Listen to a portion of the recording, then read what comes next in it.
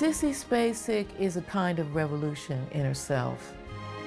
She's mercurial as a performer and an amazing talent. She's brought great breadth, dazzling beauty and movie starness, but always intelligence. If you have a top 10 of all the great Hollywood actresses ever, Sissy Spacek is definitely in there.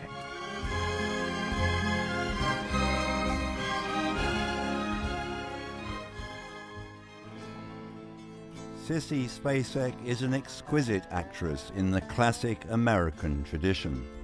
Mary Elizabeth Spacek was born on 25th of December 1949 in Texas. She grew up with two older brothers who dubbed her Sissy, and they spent a lot of time outdoors. She was very popular at high school. She was the homecoming queen. She sang, she acted, she performed, and she had this very glittering, if you like, early years of teenagehood until she reached 17, at which point one of her brothers was taken sick and died of leukemia, which she said was the defining incident of her life, and it changed what she was prepared to do, and it made her fearless, she said, because there's nothing to lose. But it affected her deeply. She said that had a profound effect on her, a sort of devastating effect, that it changed her whole complexion, your whole view of the world. And that sense of tragedy and the idea that life is not to be trusted wholly, that your heart can break very easily, I think is a very important one in terms, I think it sort of defined her in terms of becoming an artist. She went to New York to pursue her acting career, where she stayed with her cousin Rip Torn and his wife, and had the space to experiment and try to get to where she wanted to go. She modelled for a while, she got caught up in the factory kind of world of odd films and Andy Warhol art. They would have loved her because she looked perfect, she had that lovely voice, which they all would have been screaming over. And so she was in a perfect time, perfect scene, perfect for what she wanted to do. Finally, it was Rip Torn who got her into the Actors Studio, and she actually studied with Lee Strasberg, and that's the breakthrough. That's the point where Sissy Spacek sort of becomes an actress. We tried to run away once. The old woman caught us. She said we couldn't leave, that we were being raised up special. But that when we were done, there'd be lots of handsome men loving us forever. She plays Poppy, a young teenager who's abducted by this, what they used to call white slaver ring, and taken into prostitution. The picture is very, very surreal. It has sort of examples of women as beef and all sorts of things are going on. Very controversial when it was released, mainly because this is the Nixonian era, and it's almost as if the film, as far as those critics were concerned, is a rebuke to the whole sort of silent majority kind of thing. This picture is completely over the top. She makes contact with Lee Marvin and she says, help me, get me out of this. And the next part, the second part of the film is then the story of how Lee Marvin is trying to get Sissy Spacek to safety. And she helps him as much as he helps her. She's not just a kind of holding onto his hand saying, what are we going to do now kind of character. She's obviously got an edge to her. Hey, wait a minute. I know you. You sure do.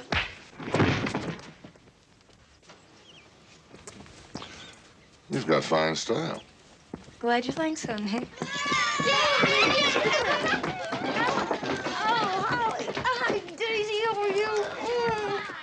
What followed for Sissy Spacek were two films that were going to sort of define her career and define her as an actress and a celebrity almost.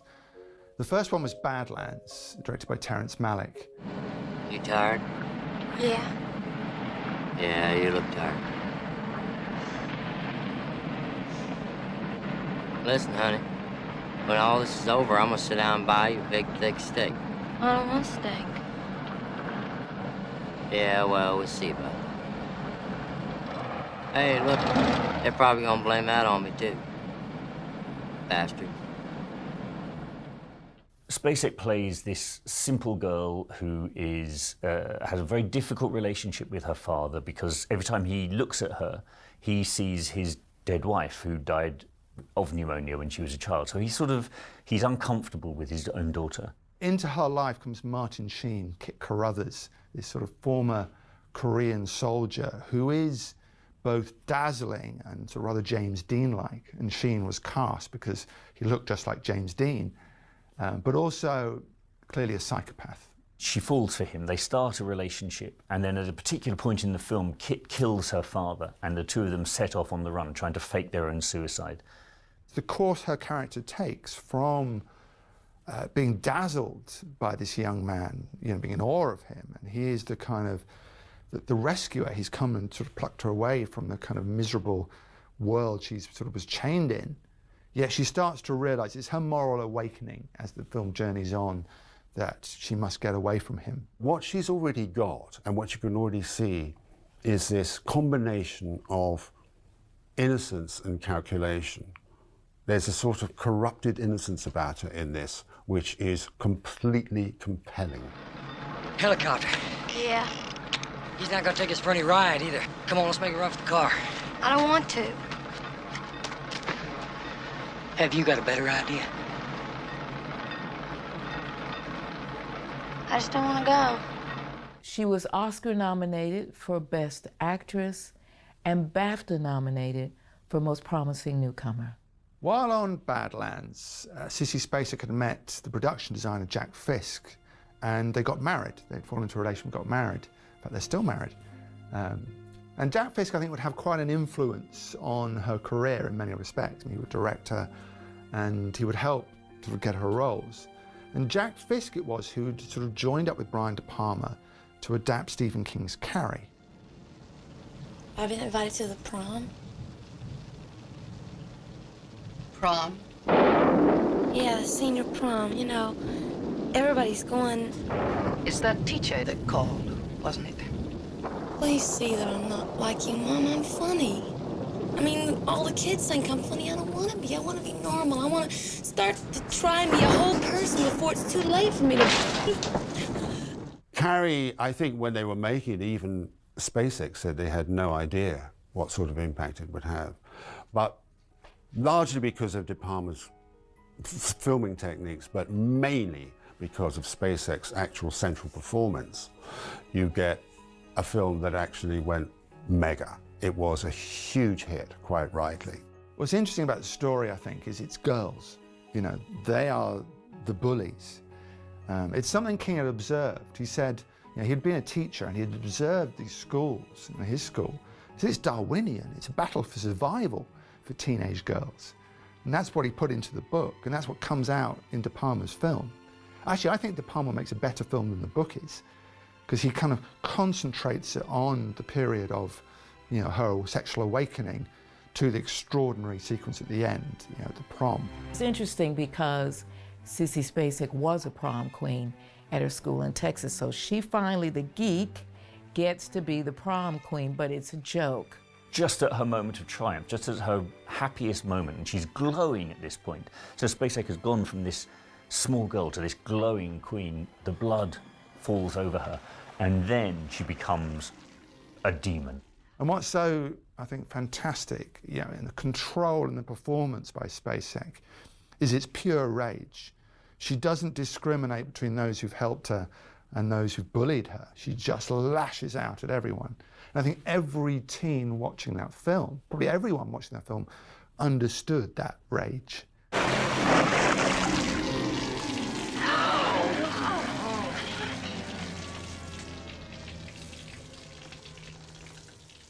Carrie, of course, become a massive hit. You know, it made the career of Brian De Palma, made the career of Stephen King, and it made the career of Sissy Spacek, who would pick up another actress nomination at the Oscars, you know, for a horror movie. You know, that was unheard of.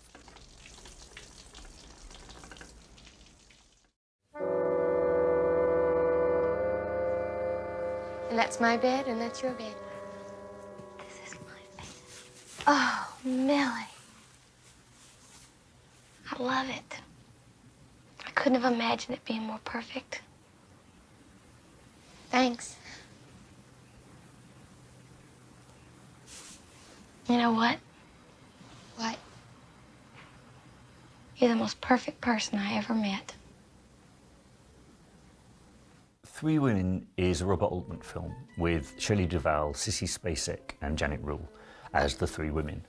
The main burden of the storytelling rests with Spacek and Duvall. Spacek is a kind of timid, mild creature who becomes roommates with the explosive, confident Duvall. She lives in this apartment block where Janice Rule, you know, who's much more worldly, she runs it with her husband. And really the film is about the interaction between these three women, about their aspirations, about how society is kind of defining them and locking them down. In the course of the film, she actually sort of becomes her. This is that kind of film. She sort of morphs into the Shelley Duvall character. In fact, they swap roles. The beauty of Spacek's performance is less the finale and more the way she's able to inhabit all these different roles. And this is the beautiful thing about Sissy Spacek through this film, is she plays so many different moods and so many different types and so many different styles. All right, Pinky, how come you stole my car? Pinky!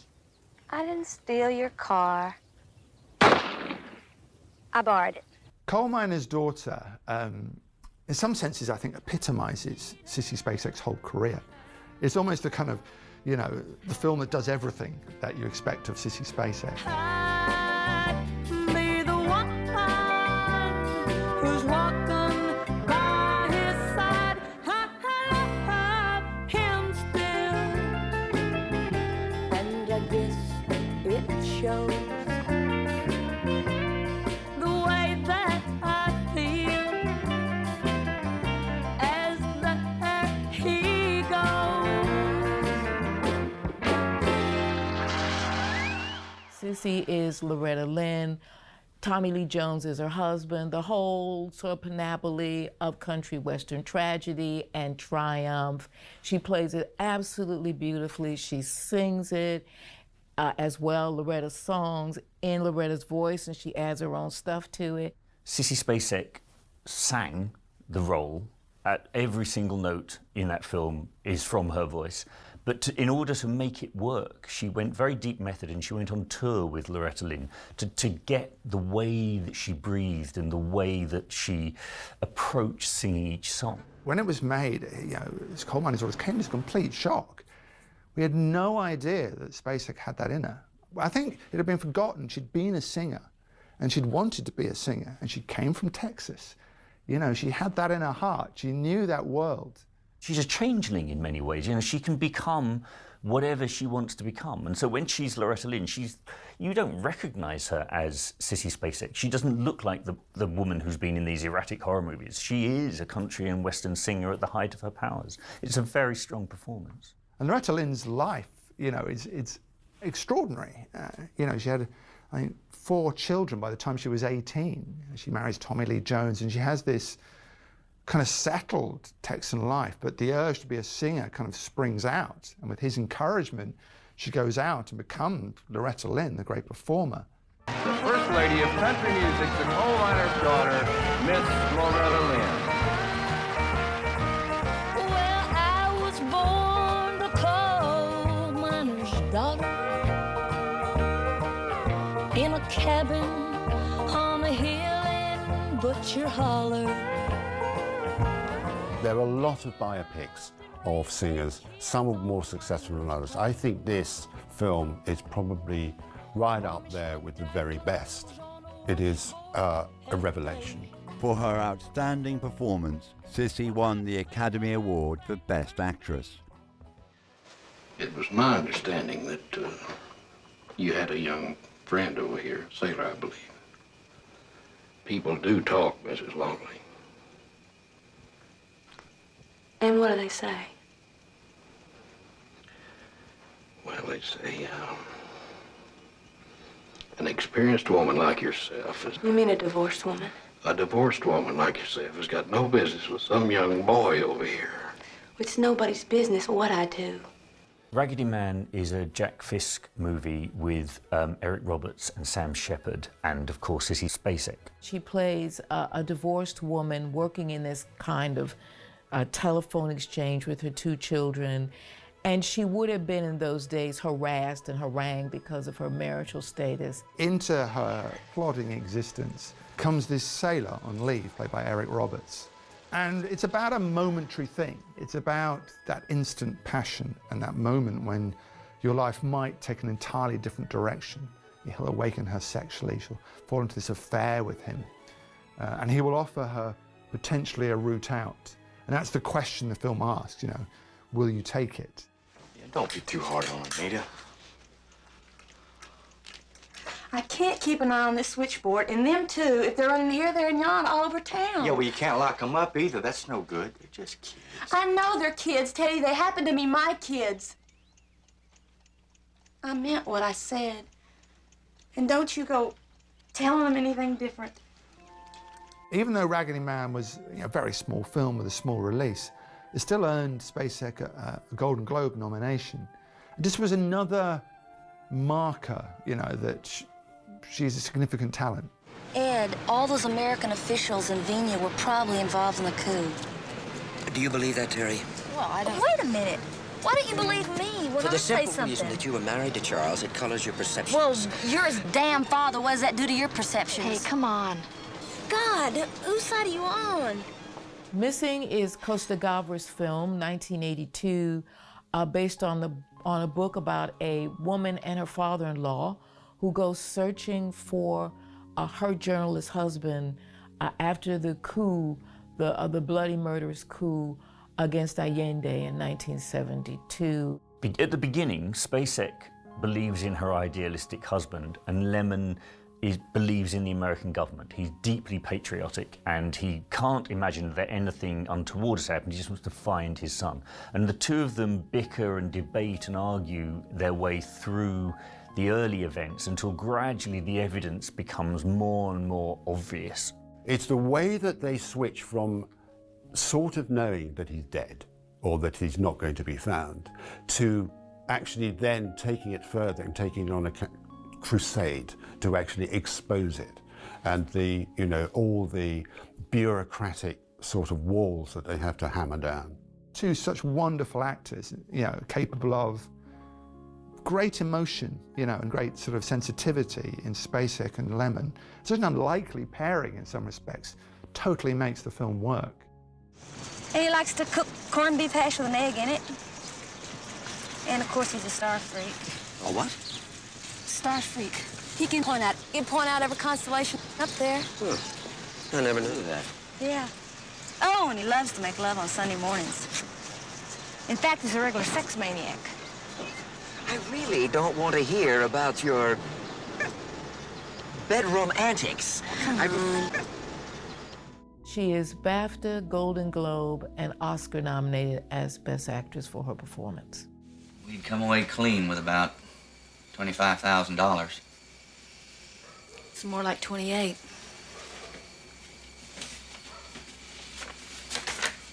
How many times you read this thing?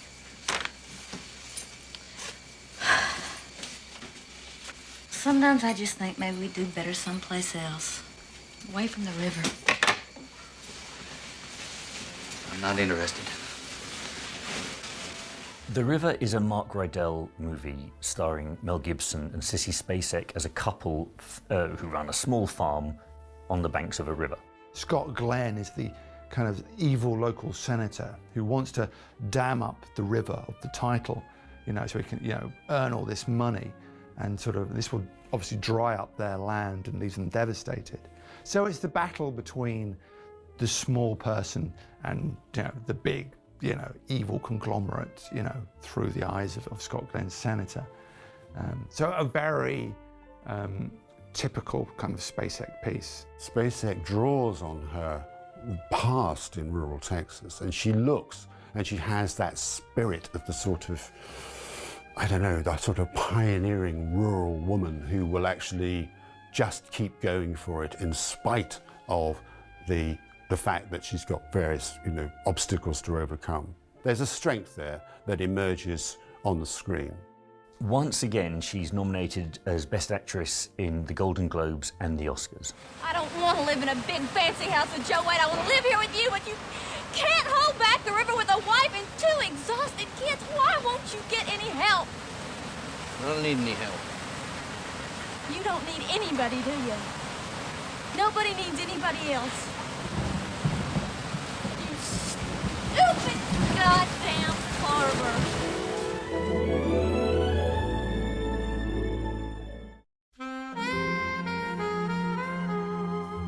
What are you going to tell Mr. Lloyd about shooting Zachary, huh? What are your reasons going to be? That I didn't like his looks. That I didn't like his stinking looks. I don't like yours either, Chick Stick. So leave me alone. And I mean it. Just leave me alone! Crimes of the Heart is a Bruce Beresford film starring Diane Keaton, Jessica Lange and Sissy Spacek. And they play 3 sisters who gather together after Spacek's character has shot her abusive husband. It's a study of 3 sisters, very Chekhovian, and beautiful, basically. Very quiet. Beresford, who's an Australian director, was able to capture that whole essence of the prairie and the ruralness of it. The film succeeds really because of the chemistry between the actresses. They're all beautifully cast, you know. I think, you know, it's Jessica Lange especially. You know, she's kind of beautiful as the Hollywood actress, and of course, I imagine that's echoed in all of the different actresses. You know, we recognise that idea. You know, you're the one that got away, and it's just again another sweet depiction of American life. You know, in small towns. You know, and about aspirations and failures and dreams. And all those things that come into it. Sometimes I wonder what we wanted. Well, one thing I wanted was a team of white horses to ride Mom's coffin to a grave. That's one thing I wanted. Babe, I don't understand. Why you have to put in all those articles about the unhappy things in your life? Why would you want to remember them? Well, I don't know. I'd just like to keep an accurate record, I suppose. They all sort of congregate together to basically discuss their lives. They're all a bit mad, they're all a bit eccentric. It's very Southern. And I think whoever it was early on in her career advised her to lose her Southern accent was clearly mistaken, because her Southern accent in particular has served her extremely well throughout her career. The acting is phenomenal in this. All of them are completely at the top of their game, and it really is a masterclass. We've not seen Spacek do comedy quite as much as this, you know. She's fun in the film, and she would win a Golden Globe and get another Oscar nomination. Sissy Spacek next starred in the 1990 film The Long Walk Home, about the Montgomery bus boycott, in which she plays a sympathetic employer to an African-American maid and challenges the racial segregation of the time. Next up was her role in Kevin Costner's JFK. Honey, that was 3 years ago. We've all tried so hard to put it out of our minds, and you just keep digging it up again. You're the DA in New Orleans. Don't you think the Kennedy assassination's a little bit out of your domain? I mean, all those important people already studied it. I just can't believe a man as intelligent as Earl Warren ever read what was in those volumes. Well, maybe you're right. I'll give you 1 hour to solve the case, so I can get these kids in bed. And then you're mine. Mr. Kennedy will have to wait until morning. JFK, of course, is Oliver Stone's labyrinthine thriller about what he felt, through all his research, really happened in the assassination of John F. Kennedy. The grand conspiracy is laid out before us. The central rock of this film is Kevin Costner as Garrison, and how he becomes obsessed with this case. He becomes totally obsessed at the expense of his family and his children and everything. There's always a danger with the wife role, that it becomes something of a cliche. But in the midst of, a heavyweight film, Spacek makes, I think, important points. She's wonderful and very quiet, very still. And she's us in a way, because we're sort of looking around like, really? I love this picture. It's just, you have to see it over and over and over. It's great. Honey, your daughter's life's just been threatened. Just a crank making calls. Happens a dozen times a day at the office. Oh, Jim, a kidnapper, a murderer, who knows Only what? cowards make crank calls. How do you know? Nothing's gonna happen. Kevin Costner is the New Orleans district attorney, and he is not satisfied with the full story of these events because he's discovered local criminals in New Orleans who appear to have been involved in this, and he starts to try to unravel what he believes is an enormous conspiracy. How can you even think such a thing? Why would Jackie would do that, shoot Twombly on purpose? Money. Jack doesn't need money. Well, everybody needs money, except Twombly and that son of a bitch son-in-law has people like that. Jack wouldn't kill for it. Besides, who'd pay him? Lots of people. A guy like Twombly, probably got lots of people want to see him dead. 1997 is Paul Schrader's film, Affliction. I guess you can think about it like Taxi Driver in a Small Town in 1997. One of Paul Schrader's guys out of control kind of film. Nick Nolte is the cop who goes off the rail in this small town, and Sissy Spacek plays his wife. Spacek is, as usual, fantastic in it. She actually manages to sort of offer kind of support to Nolte's character, in spite of the fact that she is utterly bewildered by his behavior, because she doesn't understand the terrible history he's had, a history of violence with his father. And this is a great role for Spacek because she's playing someone loving fundamentally, and she quite often plays angular, intense characters, but in this she's the warmth and the affection at the heart of the film. It's a great actor's piece, Affliction. You know, Schrader writes so beautifully for actors.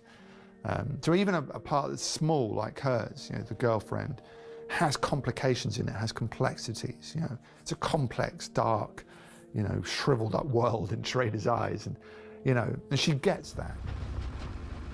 You going somewhere, Margie? I'm just clearing out some of the stuff that's piled up for the rummage sale. And some of it's for the cleaners and the laundromat. Don't lie to me, Marge. You're leaving me. I can see that. Don't be silly. Hi, Jill.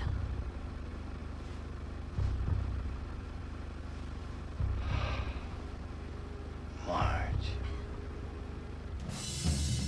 Sissy Spacek took a break from emotionally intense dramas and appeared in the family comedy Blast from the Past, alongside Brendan Fraser. She played his mother as the family emerged from 3 decades living in a fallout shelter. Look at all that Brunswagger. Oh, yeah, it's a lot of Brunswick. It's for my dad, for his trip.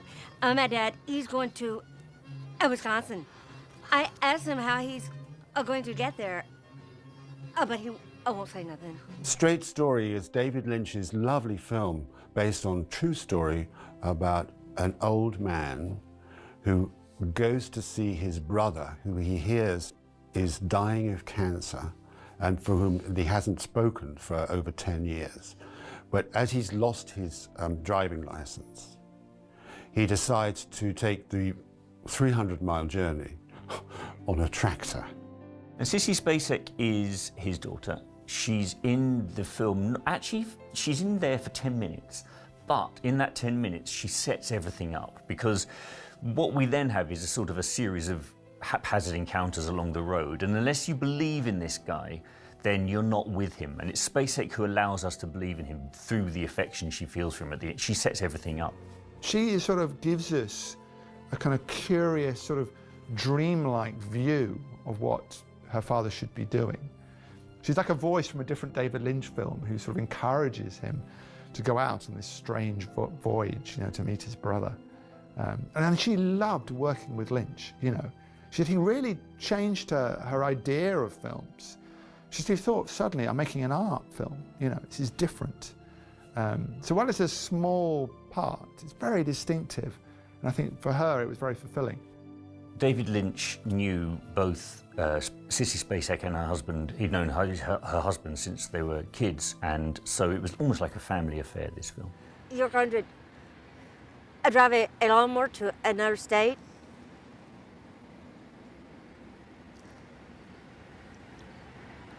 Rosie, I've got to go see Lyle. And I've got to make this trip on my own.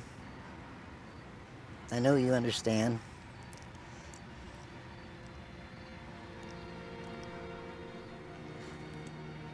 I guess so.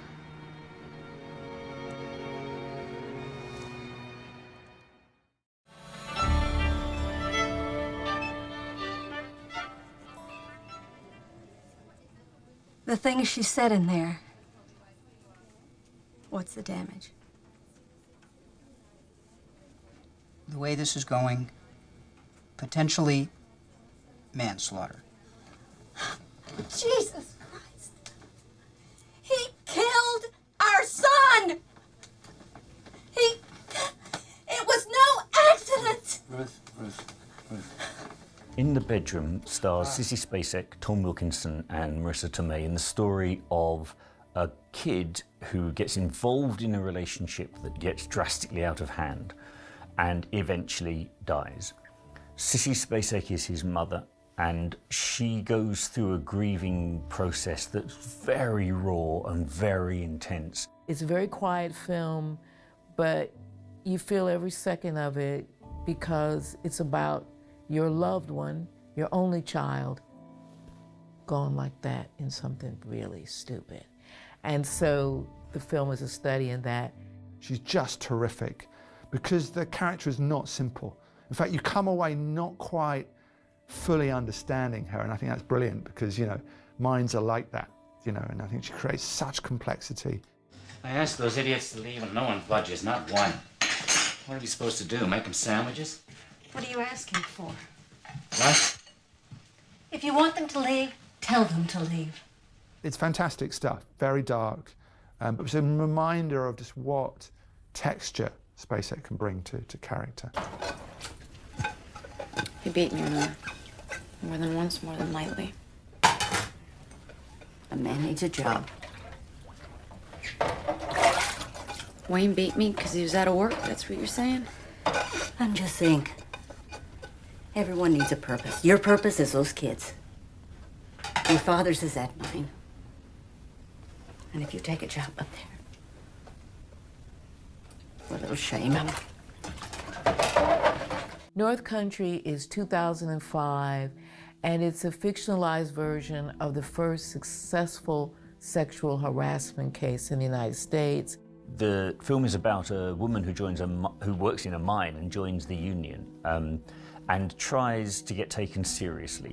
She is laughed at initially by her immediate supervisors, then the overall boss of the company, and then when she turns to the union for help, the union will not help her.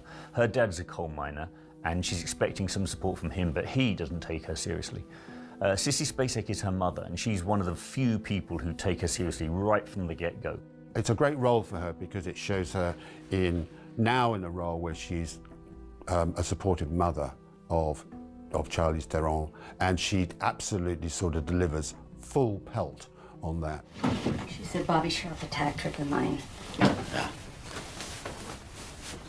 Not the story I heard. There's only one story, Hank. Your daughter's. Those girls are just asking for trouble. Oh, you saying Josie asked for it? I'm saying I had to find some sandpaper for the bathroom wall the other day. Stuff was scratched right into the metal. What's going on up there? They don't belong in that mine. They never did. You know it. All I know is that girl's our daughter. Our daughter's brought nothing but shame on this family. It's Spacek's conviction, I think, that drives this along, because otherwise it's Charlize Theron out on her own. She needs Spacek to make this work. Maddie? Look at you. I wondered if you were still under that beard. Well, wouldn't know where else to go. I heard you on the radio. Yes, ma'am. Gotten downright chatty. Yeah, reckon so. Get Low is a really, really interesting film with Robert Duvall as a sort of hermit who decides to throw a funeral party for himself before he's dead. He has to persuade the local sort of funeral director, who's played by Mil Murray, that this is a good idea, and that what he wants to do basically is to know what people are going to say about him or have thought about him. It's all about just this quirky man re-interacting or re-embracing his past. And amongst them is Sissy Spacek as a former love. And yeah, it's a small role, but again, it's very much about the kind of actors who fit within that kind of idiom, you know, the yokelness of it all, you know, which is played up. The idea that there are sort of rural parts of America that are almost slightly quaint and fairy tale-like. And it has a kind of nice modulated feel of something, you know, rather like folklore. I heard you're married. Yeah, to a doctor. Good man. We lived in St. Louis for a while. He died about a year ago, so I came back here because I have no idea why. The list of people who are gone is getting longer and longer, and it seems like all I'm doing is just waiting for my name to be called. The Help is the adaptation of the best-selling novel about a set of women in Southern America, in another small town. At the height of, it's the 1960s, so it's the height of the civil rights movement, but it's still a world sort of encased in the racial prejudice and the kind of social fixtures that, you know, existed at that time.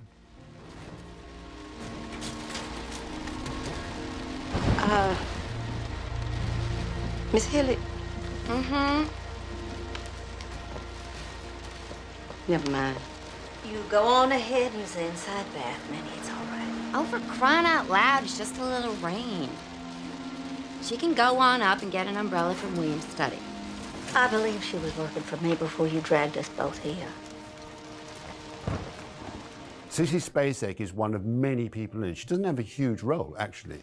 She plays the mother of one of the most racist of the women who employ the African-American maids.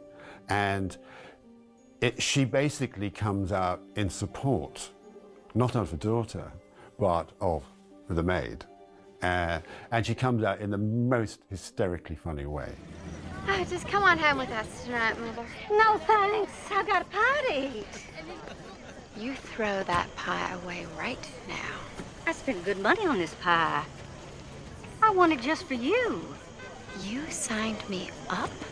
I may have trouble remembering my own name or what country I live in, but there are two things I can't seem to forget. That my own daughter threw me into a nursing home, and that she ate Minnie's shit. Good night. It's a nice role. She plays it as a very, a slightly scatty, but at the same time very clear-thinking woman who is clearly maligned by her daughter and understands what it is like to be the underdog. It's a very powerful piece of work. It's an ensemble piece of work. It's a woman's picture in the old-fashioned sense of the word, but they turn all the tropes upside down. And big, big, big hit.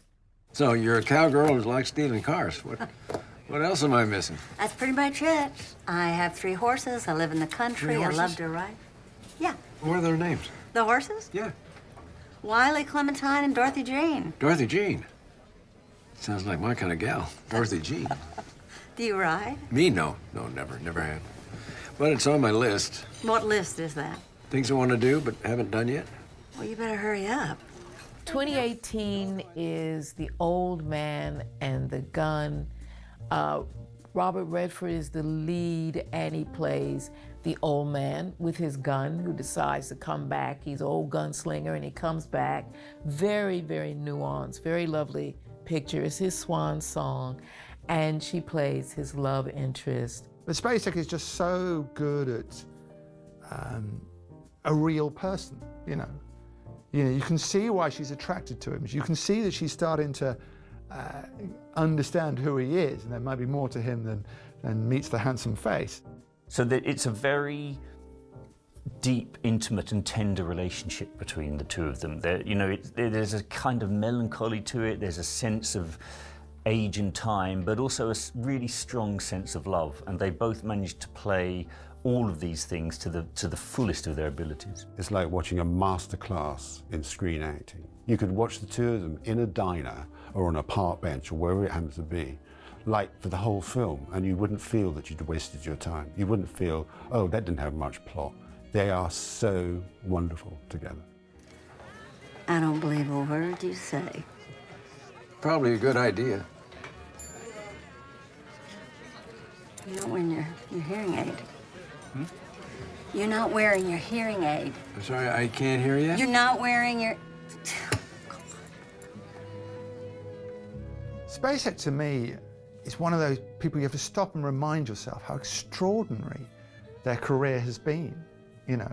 I think she defines a kind of a part of America, you know, in the roles she's taken, you know, those small town roles, those kind of Midwestern dramas.